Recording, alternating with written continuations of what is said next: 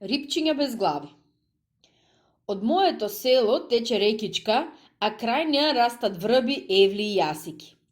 Покрај рекичката се простираат селските ниви, насадени со пченка. Градините, насадени со пиперки, зелки, прас, лук и друг зеленчук. Тука таму има и по некоја ливада. Летно време, кога врелиот сончко силно ќе припече и небото ќе стане како усвитен вршник, градините насадени со зеленчук ќе почнат да венеат и да се сушат. Лисијата на пченките ќе се завиткаат и ќе заличат на вретена. Тогаш водата од рекичката служи за поливање на градините и пченките. Често ќе се случеше селанките и селаните да се скараат. Селанките ќе викаа една на друга: "Мори кучко, ти ми ја одврати водата!" "Ти ми ја одврати куршум да те дупне, да те нема," ќе одговореше другата. И мажите често се караа, се тепаа и многу пати се враќаа дома со крвави носови и скршени глави. Додека пролетното и есенско време рекичката беше поголема и побујна, летно време, поради поливањето на градините и пченките, беше многу мала. Толку мала да може човек да ја прескокне.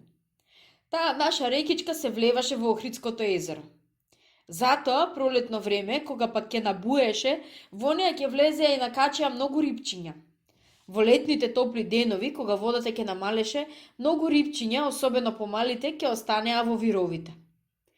Крај самата рекичка, во ладовината на бујните врви, евли и јасики, често ги пасев нашите крави и волови. Така, кога ќе ги напасев кравите и воловите, ќе ги втера во врбокот да не ги касаат муви и комарци, а тие пак ќе почнеа да преживаат. Потоа ќе го извадев кавалчето од чареното торбиче и ќе почнев да свирам. Трилили, трилили, одетнуваше мојата свирка. Еднушка, кога така си лежев во дебелата сенка и замислен гледав во синото небо, слушам како некој со дебел глас ми вика: "Еј, ти, воловарче, каде ти се воловите и кравите? Ако ти дојдам таму, ќе ти ги истрагам ушите како на магаре."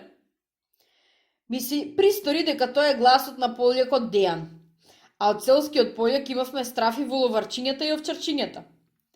Селскиот полјак Дејан беше големо и страшно мажишле и секој пат носеше голем дренов стап. Тешко му и горко на тој чиј добиток ќе влезеше во туѓа нива, градина или ливада.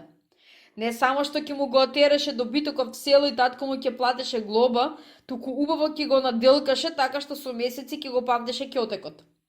Затоа неговиот дренов стап ни втеруваше страв во коските. Брзо уплашено станав и одговорив: "Еве ми се, дедо Дејан, еве ми се, лежат во врбоков и преживаат. Живи Господа, тука се." Од врбокот, место полјакот дедо Дејан, излезе мојот постар другат Момчула. Тој почна весело да се смее. "Како, а? Те уплашив ли? Ти го сварив гравот?" "А, не," посрамев одговорив. "Така си лежев, зарем мислиш дека не те познав? Се преправав дека не те познав." "Ветар ме позна," рече тој, "да не ти се јавев, ќе ја дувнеше и ќе скапеше бегајки. Туку дојдов нешто да работиме." "Што ќе работиме?" "Што ќе работиме? Ќе ловиме рипчиња." "Како ќе ловиме рипчиња кога немаме ни јадица, ниту пак мрежа?" се заинтересирав. "Да не си се мрднал од умот?" "Нели сум постар од тебе и порано сум го видел сонцето, ти само слушај ме мене." "Да, постар си, но никако не ми оди во главава таа работа." Пак му реков со недоверба. "Не ти оди во главата зашто ти е дебела како зелена тиква. Со мрежа и јадица и баба ми знае да лови рипчиња, но без мрежа и јадица да ловиш, тоа е букава глава историја." И тој почна да ми објаснува.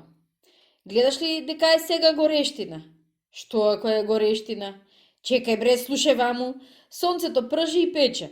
Воловите и кравите лежат под сенка, така и рипчињата се збираат во ладовинка, и нивната ладовинка се длабоките вирчиња.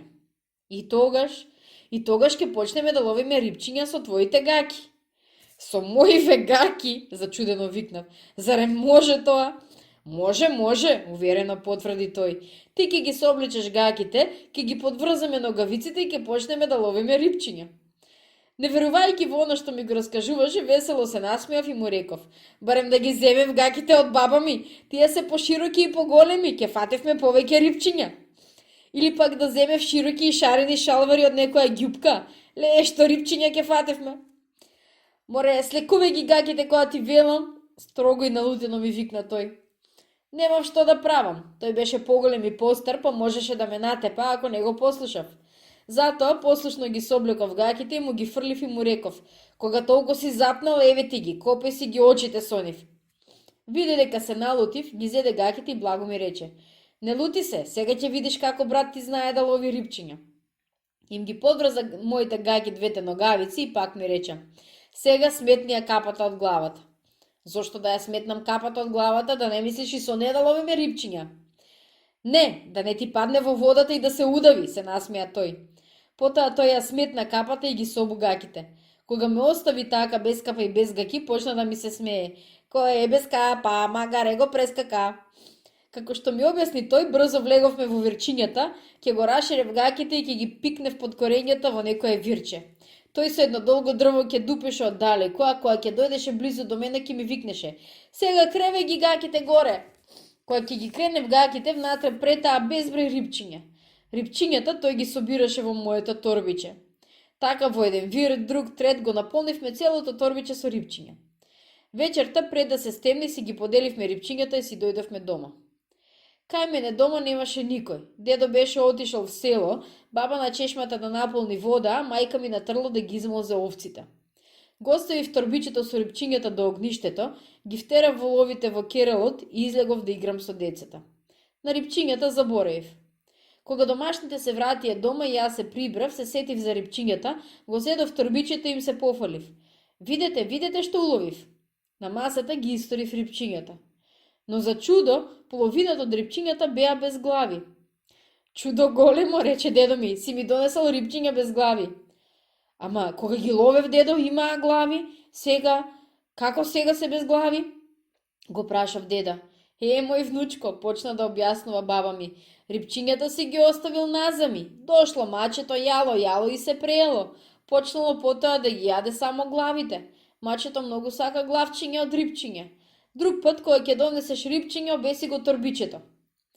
Баба ги исчисти, ги посели и почна да ги пржи во тавчето. Кога беа пржени, седнавме и ги изедовме. Од кога ги изедовме, дедо се насмеа. Друг пат да не ми носиш рибчиња без глави. Баба го прекори. Ајде, старчиште будали, ще се најаде рибчиње, сега уште мања ќе и нааѓаш. Ме помилува нешто и ми рече: ти само носи рибчиња, не без глави, тука ако сакаат, нека бидат и без опашки.